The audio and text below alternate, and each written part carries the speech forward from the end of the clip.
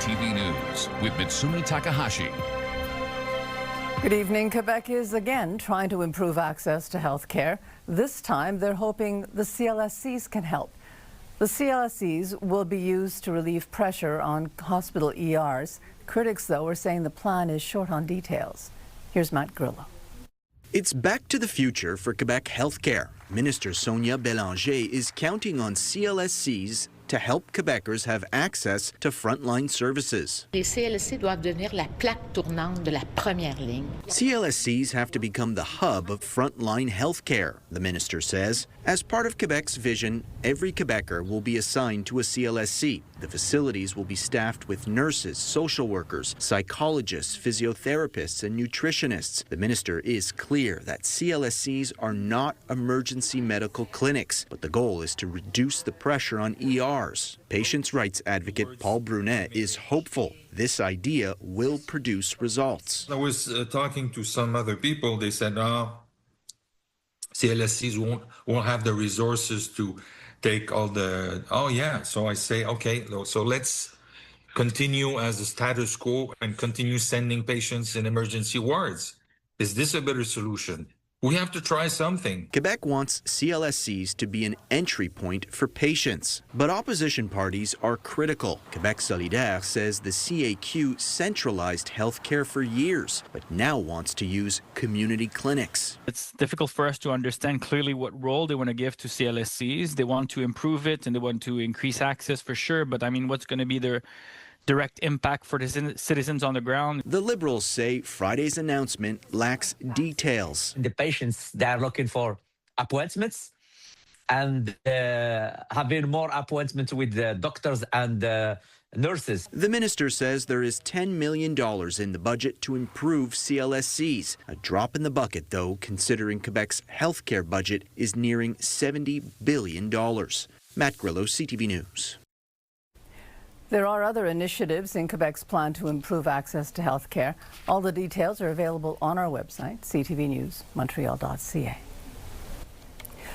The search continued today for a teenager who fell through the ice on Revamp des Prairies yesterday. Police say two teenagers aged 17 and 18 were walking on the ice when they fell through. The 17-year-old was pulled from the river. He was sent to hospital. The other is still missing. Both were students at a nearby cégep, Gérard Godin.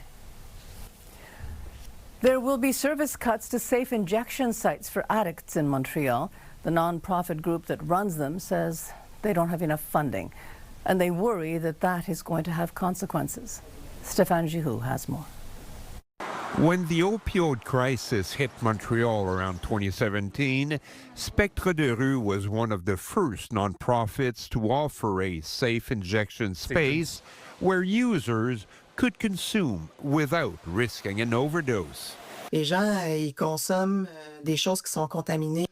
Some of these street drugs are contaminated with all sorts of impurities, explains the director of Spectre de Rue. But a cut in funding is forcing the center to reduce its opening hours, leaving the clientele to fend off for itself beginning next week. Ces gens-là, ils ont besoin de consommer plusieurs fois par jour.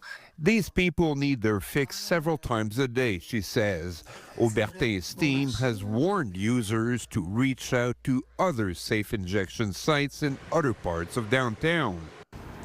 The change in the opening hours of the safe injection site does not change much in the uneasy relationship between the center and local residents and businesses. For years, locals have asked that the site be moved to a different location because the neighborhood is filled with young families. On le voit, il y a des parents qui évitent de passer de ce côté de la rue. Parents hesitate to let their children play outside because of dirty needles, he says. Others say they're happy the hours are being reduced. Parce qu'on va pouvoir repartir sur des horaires qui avaient été négociés. We'll at least return to the initial restricted hours of operation that were negotiated with the community when the center first opened, she says.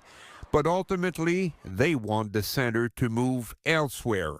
Le sentiment que la meilleure solution serait Ideally, they should move elsewhere closer to a hospital than an elementary school, he says. But for Spectre de Rue, the real issue is elsewhere. On s'adresse à des gens qui sont pas populaires. Our clientele isn't a popular one, she says, which makes it harder to help them. Stéphane Giroux, CTV News. Quebec Superior Court has authorized a class action lawsuit against Uber. It's over its cancellation fees. Lawyers for the lead plaintiff argue that Uber violates the Quebec Consumer Protection Act because it does not explicitly state that a fixed fee will be charged for cancellations. The plaintiff is seeking damages and a refund of cancellation fees for all involved in the class action suit. Uber, for its part, claims all fees are clearly stated. Anyone who has paid cancellation fees for Uber rides or Uber Eats since 2019 is automatically included in the lawsuit. Well, we can now add gin or champagne to our grocery lists. The SAQ will soon be stocking them in nearly 100 stores. Here's Olivia O'Malley. Grey Goose, Veuve Clicquot, and grapes? That's right. They can all be added to your cart at the Bridge Street Costco. The SAQ has set up a mini branch in the retail giant. It's about time. This small display, called SAQ Zone, was a pilot project last year. The Crown Corporation tested it in response to changes in customer habits, including a decline in sales. In a statement, it says following the project's success, 92 SAQ zones will be deployed in urban retail locations that already sell alcoholic beverages by this summer. Why not?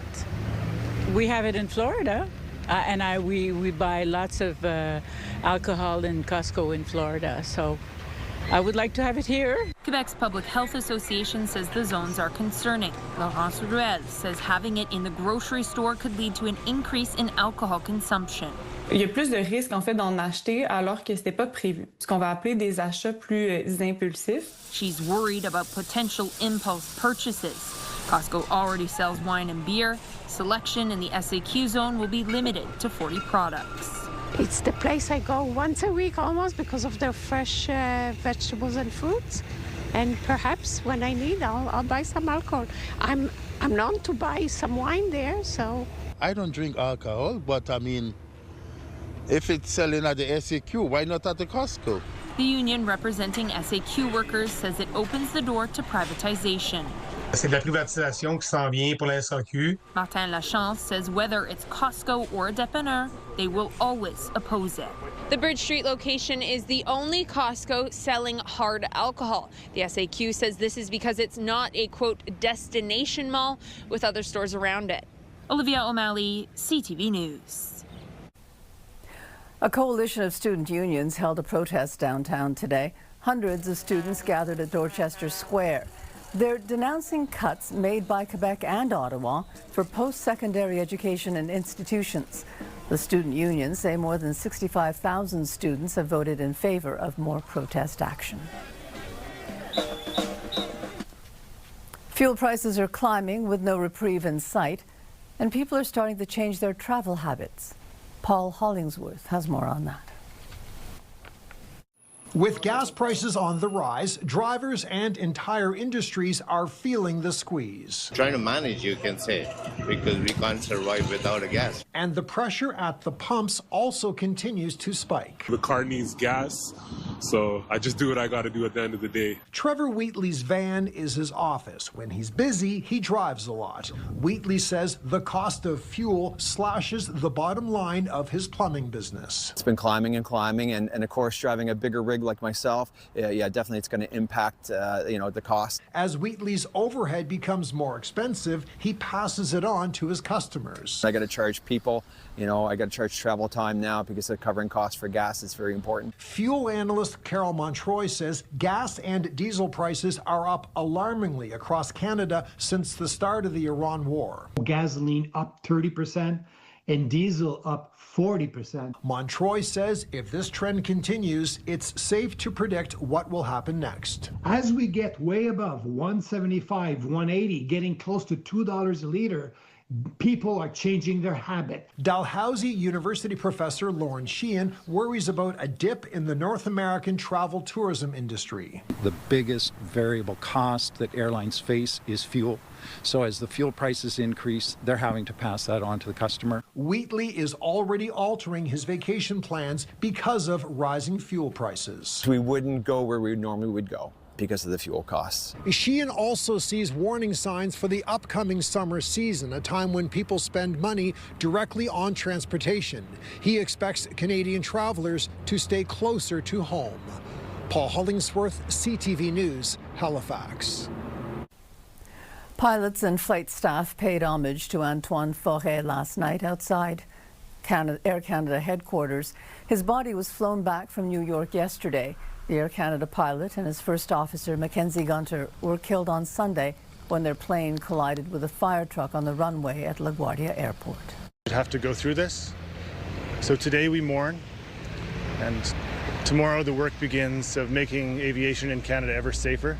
It must be the promise in Canada that when a pilot leaves to work, or when anyone leaves to travel by air, that they come home alive. And our work begins tomorrow to live up to that promise. Canadian and American investigators are still trying to determine what led to the runway collision. Former Air Canada Jazz pilot Julian Compton was among those who gathered last night to pay his respects to Antoine Forêt.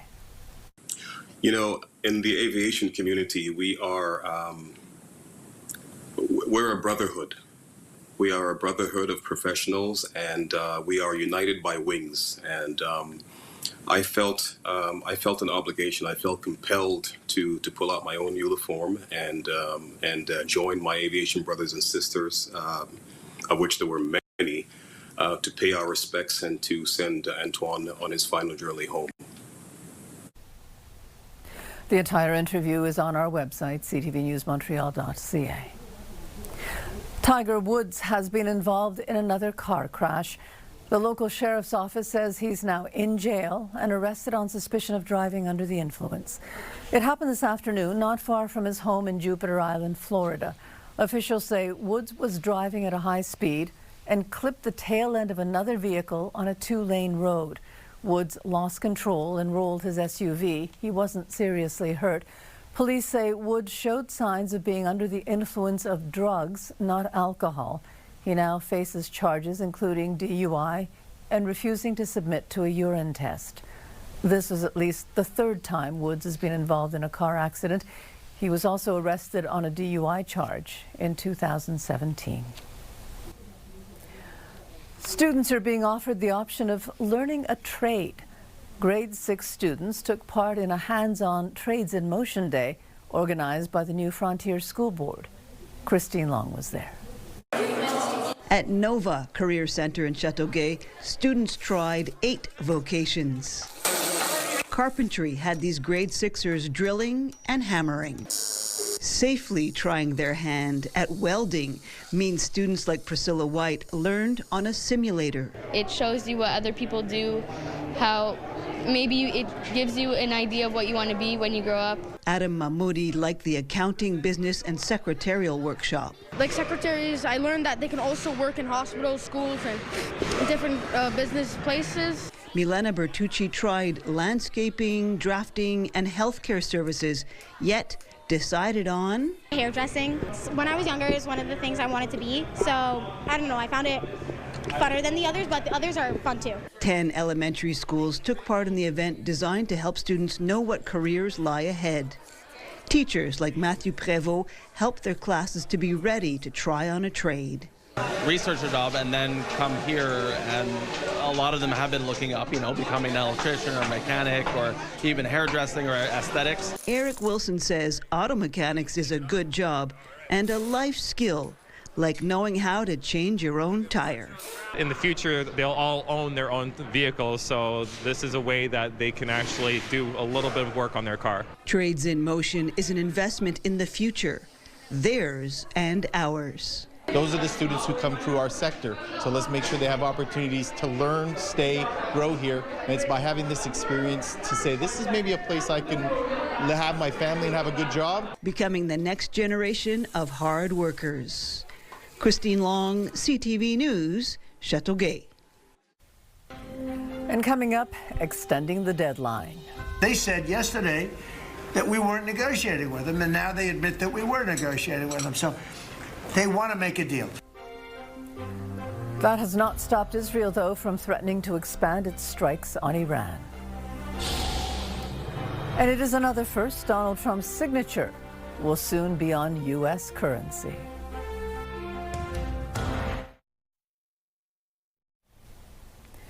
Liberal MP Michael Ma's testy exchange over Chinese EVs is raising eyebrows.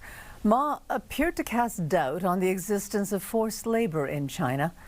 Annie Bergeron-Oliver has the latest. We need to get short answers, please. The House committee had barely started when Liberal MP Michael Ma launched into a line of controversial questioning. Have you witnessed forced labor in Shenzhen? Yes or no? About whether forced labor was happening in China and in its auto sector. I think the comments of Mr. Ma either reflect a poor understanding of the situation on the ground in China, or I would put him in the category of useful idiots. Ma says his questions were tied to Shenzhen, China's auto manufacturing hotspot, and not to Xinjiang, an area of well-documented human rights abuses against Uyghurs. In a statement, Ma said, "I asked questions that inadvertently came across as dismissive of the serious issue of forced labor. I condemn forced labor in all its forms." But Ma didn't specifically condemn forced labor in China, something the government isn't doing either. We have had no change in our position. What we are against forced labor anywhere and everywhere. Since Mark Carney took office, Canada has reopened diplomatic relations and warmed up trade relations with China. At the same time, Canada seems to have a softer tone publicly about Beijing at the request of the Chinese president. I mean, he didn't say it this way, but I interpret it. Don't lecture me in public. Bring issues to me directly. In his latest departmental plan, Global Affairs doesn't mention forced labor as a priority, a change from 2022 when the same kind of plan specifically said Canada will continue to speak out against China's repression of the Uyghur and Tibetan peoples. Advocates say Canada needs to be stronger in its fight against forced labor and needs to prioritize human rights in conversations with China. When we sideline human rights, we are sidelining our core values and interests. Canada has laws banning imports with the use of forced labor, but many experts say those laws are not strong enough due to weak enforcement powers. Annie Bergeron-Oliver, CTV News, Ottawa. The director of the FBI has had his personal emails hacked. The U.S. Justice Department confirms that Iranian-linked hackers have breached Kash Patel's personal email account. The hacker group known as Hadala Haq Team have released personal photos and documents, all taken from Patel's emails. They appear to date from between 2011 to 2022, which is before Patel assumed his post with the FBI. Israel is threatening to escalate its attacks on Iran, and this even as Donald Trump gave Tehran more time to open the Strait of Hormuz. The economic fallout from the war extending so far beyond the Middle East, and Trump is coming under increasing pressure to get the strait open. Karen Travers has more from Washington. As the war with Iran nears 1 month, the attacks continue. Israel saying it will escalate and expand its strikes against Iran. The IDF saying overnight it struck sites used by Iran to make ballistic missiles and aerial defense systems, including in the capital of Tehran. Iran, meanwhile, continues its retaliatory strikes, firing missiles and drones into Israel, Saudi Arabia, and Kuwait. President Trump announcing he's extending the deadline for Iran to reopen the Strait of Hormuz, giving Iran 10 more days. The president telling Fox News, "They said to me, very nicely, through my people, could we have more time? Because we're talking about tomorrow night, which is pretty quick." If Iran doesn't comply, the president again threatening to target its critical energy infrastructure. It comes as the administration looks to negotiate an end to the war. During a nearly 2-hour meeting with his cabinet Thursday, the president insisting Iran is begging to make a deal, even as Iran says negotiations are not taking place. They said yesterday that we weren't negotiating with them, and now they admit that we were negotiating with them. So They want to make a deal. Trump's special envoy to the Middle East, Steve Witkoff, says the U.S. has delivered to Iran a 15-point plan that forms the framework for a peace deal. Pakistan is serving as a mediator between the two countries. We will see where things lead, and if we can convince Iran that this is the inflection point with no good alternatives for them, other than more death and destruction. Iranian state media reporting that Iran is responding with its own demands, an end to the attacks and compensation for damages from the war. New reports say the Pentagon is considering sending an additional 10,000 U.S. ground troops to the Middle East. The White House says any announcement on troop deployments would come from the Pentagon, but the president always has all military options at his disposal. Karen Travers, ABC News, the White House. The so-called No Kings protests are planned across the U.S. tomorrow. This will be the third round of demonstrations against Donald Trump and what organizers describe as his tyranny. The last No Kings protest in October brought an estimated 7 million people into the streets. Organizers say they expect more people at the protests tomorrow. It's going to be another first for a sitting American president. Donald Trump is determined to leave his mark on history. The U.S. paper currency is soon going to feature his signature. Hannah Bata reports. For the first time in American history, the signature of a sitting president will soon be featured on U.S. currency. The Treasury announcing the decision to celebrate the nation's 250th birthday this summer, saying President Trump's signature is not only appropriate, but also well-deserved. The president is a masterful brander of things, and so I think this is just a long line of what he does. The first $100 bills with Trump's signature will be produced in June, followed by other denominations. Earlier this month, a federal commission whose members were appointed by the president approved the design for a gold commemorative coin with Trump's image. Federal law bans the image of a living president from appearing on currency, but the administration argues that doesn't apply to coins. As for Trump's famous signature, he spoke about it yesterday. See this pen right here? This pen is a Sharpie. He says he's saving big money using Sharpies to sign documents instead of expensive traditional pens. They have $1,000 pens. And you know, you hand pens out, you're signing and you hand them out, you're handing them to all these people. Sometimes you have 30, 40 people. And they were $1,000 a piece. For $5, I get a much better pen than for $1,000. And I can hand them out. Hannah Bata, ABC News, New York. The NDP will choose a new leader this weekend. The party is gathered in Winnipeg for the start of its annual convention. 5 people are in the running to replace Jagmeet Singh. They are union leader Rob Ashton, social worker Tanil Johnson, Tony McQuail, a farmer, Avi Lewis, a filmmaker, and Alberta MP Heather McPherson. The new leader will be announced Sunday morning. And coming up, they are addictive by design. They target adolescents because they know that their brains aren't fully developed. And now a landmark ruling against Instagram and YouTube is being called a turning point. And they will be trying again. The launch of the Artemis could come next week. Download the CTV News app and stay on top of local stories as they unfold. Increasing number of abandoned buildings. Customize your feed and watch live wherever you are. CTVMontreal.ca, your home for news.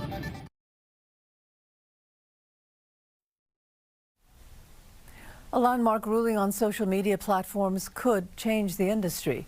Instagram and YouTube have been held liable for their addictive nature. Heather Wright reports. They are addictive by design, hooking young users to keep them scrolling. She was always tired, grumpy. Vanessa Simchich knows the effect social media can have on young people. She says her daughter was constantly online until an online bullying incident. Simchich enforced a 4-month digital detox and now limits her daughter's cell phone use. She was more present in everything that she was doing. Her grades started to improve a lot as well. Wednesday's court ruling, which found Instagram and YouTube deliberately designed their platforms with addictive features, is being called a turning point, a big tobacco moment for big tech. The cigarette companies, it came out, targeted young people, knowing that that's how they got their lifetime customers. And virtually the identical documents have emerged from social media companies. They target adolescents because they know that their brains aren't fully developed. Both Meta, which owns Facebook and Instagram, and YouTube have been ordered to pay $6 million US to the victim in this case, who says the platforms left her with body dysmorphia, depression, and suicidal thoughts. We've been talking about for years the idea that consequences eventually catch up with everyone. Frances Haugen is a former product manager at Facebook who blew the whistle on the company, saying it chooses profit over safety. With hundreds of similar cases working through the courts, Haugen says tech companies could ultimately be on the hook for billions of dollars. They need to think about their internal governance processes and make sure that they have the checks and balances in place. Among the lawsuits filed against tech companies is one here in Ontario, where several school boards have sued Meta, Snap, and TikTok, accusing the apps of being psychologically manipulative. While the U.S. verdict will not impact any litigation here, it is a sign, experts say, that the conversation is changing. Heather Wright, CTV News, Toronto. Former Montreal Mayor Valérie Plante has a new job. She's joining TV5 as host of a television series this fall. It is called Ça brasse en ville. The series looks at urban life around the world. Plante left politics last November. Weather brought to you by Gratianscaf. Second pair is a gift event including designer frames. A second pair free for a limited time. Well, it was a sunny day in Montreal despite the colder weather for this time. But if we take a look across the country, things are starting to warm up. We're seeing temperatures like +7, +9 in Calgary and Vancouver. And for those of us in Montreal, we could soon be in the double digits. But here's where we're sitting right now, seeing a temperature of -3 for the Mirabel and Montreal areas. That is right at our normal low for this time. So if you recall from yesterday, that number has moved up from -4. And that said, we did see a colder temperature of -7 earlier today, and we are moving down tonight. We're expecting a low of -10 degrees. That's along with partly cloudy skies. Also expecting to see some light winds gusting from the northeast, shifting slightly to the southeast as we get into tomorrow morning. And -9 is looking like our wake-up temperature. That's along with some sun and clouds. As we head into the afternoon, we're expecting to hold on to that sun and cloud, but we're also forecasting some possible flurries. If we put our future into motion here, this gives us a sense of the timing. As always, we see those clouds coming in at around midnight this evening, and then we see this band of snow, light snow, that's expected to hit the Montreal area at around midday. Afterward, it moves on to Quebec City and then continues to push over toward the east. Then we see clouds coming over from the west, and that's going to lead us into a cloudier Sunday. So on Sunday, despite the overcast skies, we are forecasting a high above 0 at +6. And from Sunday all the way to this time Friday next week, we are expecting to see daytime highs above freezing. So exciting news there. On Monday, that could look like those double digits that I mentioned. So we're forecasting a temperature of +12. Now that is along with a possibility of some rain coming in, roughly 1 millimeter, but you're going to want to be ready for Tuesday because that's when we're really seeing that rain coming in. So that could be as much as 27 millimeters. So you'll want to keep that in mind, have that rain gear ready, and of course watch out for possible flooding. We are looking at a daytime high of +4 on that day. A few more millimeters, roughly 4 to come on Wednesday. And then for Thursday and Friday, we're looking at a return to sun and clouds.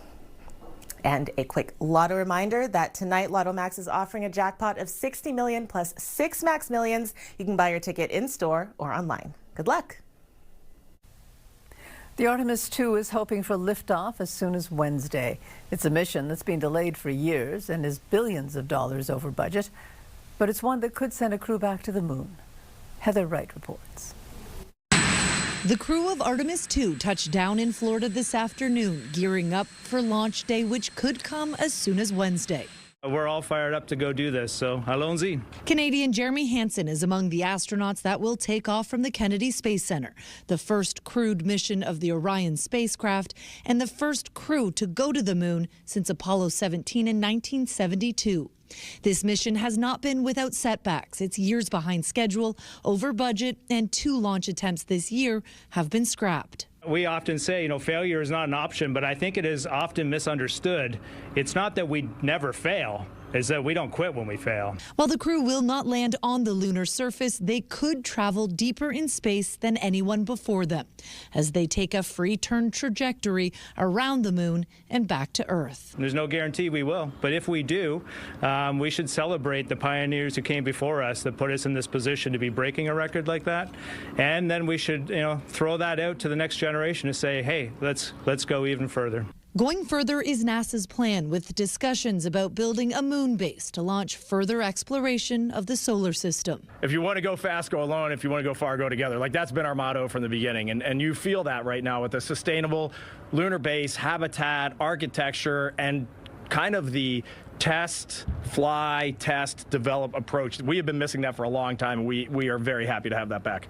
And part of this mission will also be reestablishing knowledge of the moon because a crew has not been there in more than 50 years. Some of that knowledge has been lost, with the hope being that moon missions become more frequent in the future. Heather Wright, CTV News, Toronto. And coming up, women lifting weights. The benefits of strength training for females is so widely researched right now, and it's so beneficial. And it doesn't matter how old they are. And the hidden risks for women with epilepsy. Menswear provided by Ernest. Elevate your style with Ernest.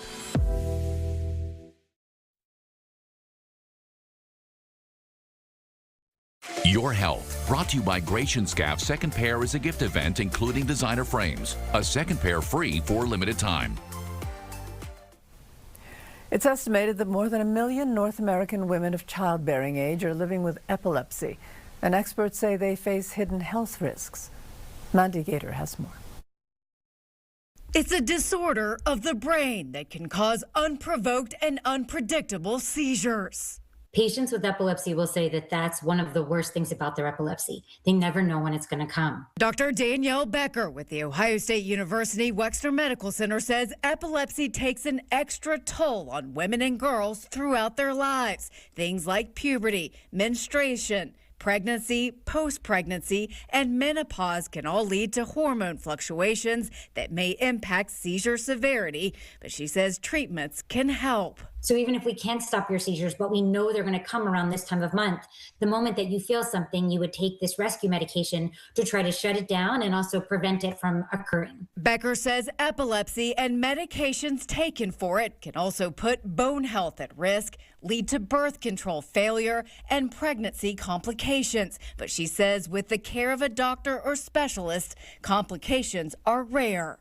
I have had patients come to my office and tell me that they were told that because they have epilepsy, they can't have a baby. And that is not true. And many, many patients with epilepsy have normal, healthy babies. For Health Minute, I'm Mandy Gaither. G7 foreign ministers gathered in Paris today for a second day of meetings. U.S. Secretary of State Marco Rubio joined the meeting today. The foreign ministers discussed the spike in fuel prices amid growing economic uncertainty caused by the Iranian blockade of the Strait of Hormuz. The U.S. Senate has voted unanimously in favor of funding most of the Department of Homeland Security. All in favor say aye. Aye. Opposed, no. The ayes appear to have it. The ayes do have it. The bill is amended as passed. In a rare overnight session, the Senate agreed to fund areas such as transport and the Coast Guard, but not ICE. The agreement aims to ease the long lineups at airports. Lawmakers continue to debate possible reforms to immigration enforcement. A Toronto hockey coach is fighting back. He's filed a lawsuit saying the team invented a parent complaint and invented the parent in order to fire him. John Woodward reports. You're going to pick the puck up.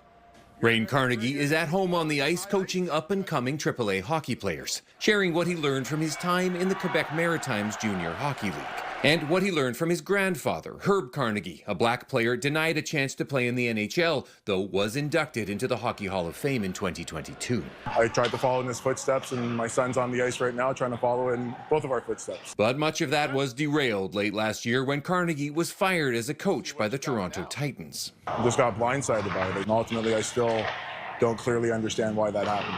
His lawsuit says tension started in August when one coach told Carnegie's 13-year-old son he had dreamt of hitting him with a hockey stick. Carnegie complained to the Titans, which alerted the Ontario Hockey Federation, which determined the coach's comment was a violation of its rules. A few months later, Carnegie was the subject of a complaint from a parent calling themselves Rick Jones, and the Titans suspended him. The OHF found that complaint without merit, saying the entire matter originated from someone identified as Rick Jones. This person has never been identified. Team parents say they've never heard of Rick Jones. Then we're like, who is it, Rick Jones? There's nobody on the team. The lawsuit alleges that Rick Jones' complaint was fabricated and was just a pretext to remove Carnegie from his coaching position. The Titans didn't respond to any questions from CTV News. In court filings, they don't identify Rick Jones either, but specifically deny that any decisions made with regard to the plaintiff were made as retribution. Carnegie says he looks to his grandfather for strength to carry on. That's the biggest thing for me as a father, is if I didn't take this stance, what does that show my children? Continuing to train his son and many of the players from his former team in the Toronto hockey rink that bears his grandfather's name. John Woodward, CTV News. A devastating house fire in Toronto 5 years ago killed 4 people. One of them was a person who'd gone back into the house to rescue others. Well, now that person's being honored. Beth McDonnell reports. Matthew Zabal died in a raging fire trying to save others. His heroic act now recognized with one of Canada's highest honors, the Star of Courage. It was an honor. I'm so proud of what he did. Nina Zadibel for her son, the late Matthew Zadibel. Accepted by his mother, the whole family traveled to Ottawa from Toronto for the ceremony at Rideau Hall, where the Governor General presented the decoration. I wish he had survived it, but I'm just very proud that we raised him right. It's been more than 5 years since the early morning January fire on Gainsborough Road in Toronto's East End killed 4 people. That night, 31-year-old Matthew was visiting a friend who lived in the basement and stayed overnight by chance. They made it out, but hearing screams, Matthew went back in to rescue others still trapped, including a 7-year-old boy who didn't survive. Matthew never made it out alive. Hear a screaming child and him not doing nothing, it would have hurt him in the future. I believe he did the right thing. No matter what. Our son Matthew enjoyed life. I just wish it wasn't cut short. A joint investigation by the Office of the Fire Marshal and Toronto Police found the fire was caused by an electrical failure, and the home had no working smoke alarms. He was very generous. They weren't even aware he had been nominated until a family member came across an article. Months later, they're incredibly proud to see him honored. It's very touching to know that even though he's not here, he's still being remembered for his acts and his last moments. You know, he wasn't only a brother to me and Craig, he was a brother to many. Be able to have the recognition for what he's done and the sacrifice that he made means a lot to our family. Matthew's mother doesn't know if there will ever be closure. The Star of Courage, a small step in their healing, shining a light on the hero Matthew was. Beth McDonnell, CTV News. Business News brought to you by Au Vieux de Loup, where memories and meals come together. The war with Iran is nearing the 1-month mark, and the North American markets are feeling the effects. Morella Fernandez has more. The war in the Middle East is again pushing up the price of oil. West Texas Intermediate hovered around $100 U.S. a barrel today, with few vessels getting through the Strait of Hormuz. Iran is now trying to charge ships as much as $2 million to cross. Bloomberg estimates about 39 vehicles have made it through in the last week. Typically, 60 would make it through a day.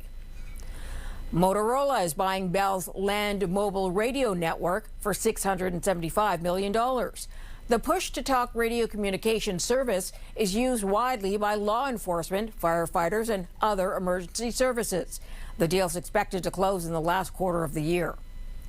Talk about mixed drinks. There are reports two top beverage makers could merge. Pernod Ricard, which makes Absolute Vodka and Jameson Irish Whiskey, and Brown-Forman, which makes Jack Daniels, are in talks. Both the French and the American company are family-run businesses and have seen sales depressed. Here are the closing numbers for the day. The Canadian dollar is up to 72.04. West Texas Intermediate is up over $5 today to 99.64. Western Canadian Select up over $4 to 78.55. And the TSX gained 73 points today. Those are your business headlines. I'm Morella Fernandez. The Blue Jays play their home opener tonight against the Athletics.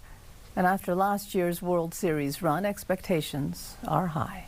Now we know we can kind of match up with any team, and but that also kind of puts a bullseye on our back.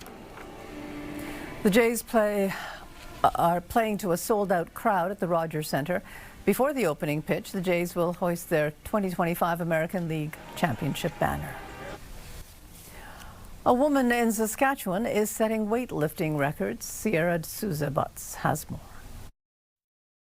Maeva Bridges' interest in powerlifting goes as far back as the 1970s. I started watching a movie called Pumping Iron, and it really sparked some sort of flame in me, and I really wanted to get into lifting weights. When moving to Moose Jaw around that same time, Bridges built up the courage to try some weights of her own. The floors were separate. The women were on one floor, the men were on another floor. So I asked if I could go up to the men's floor, which the owner, Dave Pyle, said absolutely, give it a trial. Shortly after, Bridges participated in her first meet, winning the Western Canadians in 1983. She then took a break to raise her children and continue her life, but found her way back under the barbell 34 years later, now powerlifting at 68 years old. There are days where I figure I can't do anything. I feel like I'm going to break. I've had a bad day. I've been in pain all day. I walk out of here moving better. My joints feel good. I feel good, and I'm so proud of myself that I did it again. The benefits of strength training for females is so widely researched right now, and it's so beneficial. So just seeing her keep moving as she does age is definitely a motivation for me. So it's really oh, yeah. Recently competing at the Canadian Powerlifting National Championship, Bridges set 2 new records, one for hoisting a 140-kilogram barbell. Still making good progress even with the injuries she's been struggling with, but yeah, she's doing great. As for what's next, Bridges will be pumping iron at provincials in September. Beyond that, one of her goals is to break some world records. Sierra D'Souza Butts, CTV News, Moose Jaw. The city is taking steps to promote its nightlife. In Caroline, they're setting up 3 nightlife zones. Yes, areas where nightlife will be encouraged and will occasionally have extended hours beyond the usual 3 a.m. closing time. We'll tell you where they are on The Late Show tonight. And speaking of nightlife, a handful of people in a little club in NDG got a very big surprise last night when someone very special showed up to sing a song. It was a performance that was 2 years in the making. We'll speak to the booking agent for the club and get the whole story. And Mikael Kingsbury is skiing his final competition this weekend before retirement. We'll have more on all that, plus what to do in entertainment this weekend. It's all at 11:30 tonight. Mitsumi. Thanks very much, Caroline. And when we come back, Montreal made pizzas, winning big in Las Vegas. Stay with us. We've got another full night of great shows for you right here tonight on CTV.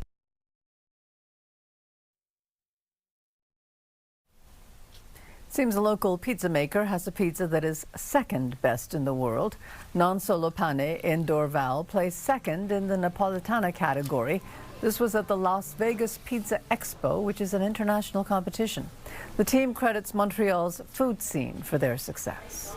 It's a very overwhelming moment. It's still marinating in our heads. Alex and I work very hard all year round to get all this going for one day, and we're already thinking about next year. Other Quebecers also stood out, including Mirko D'Agata of Pizzeria number 900. He was named Pizza Maker of the Year. And so, one more cold night, and that's it, right? It's going to be summer, it's going to be spring, it's going to be wonderful as soon as this one night is over, right? Right, Anastasia? Just say it. Right. That might be some wishful thinking, but we do have that double-digit high that I mentioned coming up. For tonight, though, we are looking at a low expected at -10. Also seeing partly cloudy skies over the course of the evening. By tomorrow morning, we're expecting a wake-up temperature at about -9. Some sunshine peeking through, also expecting to see some flurries around midday. So keep that in mind. Sunday is looking a little bit cloudier, so you'll want to be wary of that as well. But by Monday, we could see that double-digit high. A temperature of +12 is what we're expecting. Simi? We'll take what we can get. And that's it for us. Have a good weekend. Have a good evening. Stay well. Good night.